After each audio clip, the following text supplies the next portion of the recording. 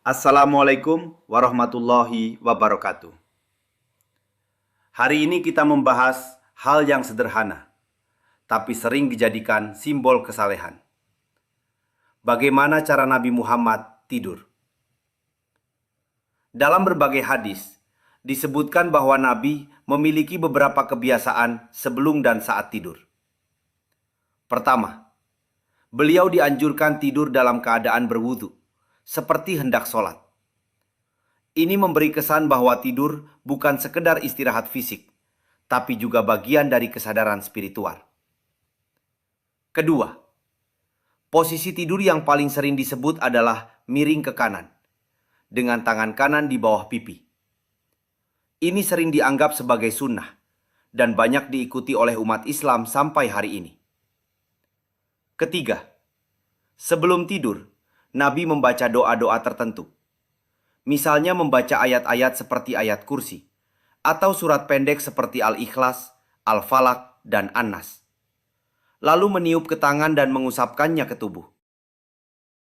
Keempat, ada riwayat yang menyebut beliau tidak langsung tidur setelah Isya, dan juga tidak menyukai begadang tanpa tujuan. Artinya, pola tidur beliau cukup teratur dan tidak berlebihan. Tapi di sini kita perlu jujur dan berpikir jernih. Apakah semua kebiasaan ini bersifat mutlak harus diikuti? Atau ini adalah bagian dari budaya, kebiasaan pribadi, dan konteks zaman? Misalnya, posisi tidur ke kanan memang secara medis juga bisa dianggap baik dalam beberapa kondisi. Tapi apakah itu berarti posisi lain salah? Tidak juga. Begitu juga dengan wudhu sebelum tidur. Apakah itu kewajiban atau bentuk disiplin spiritual yang dianjurkan? Disinilah pentingnya membedakan antara yang bersifat ibadah universal dan yang bersifat kebiasaan personal.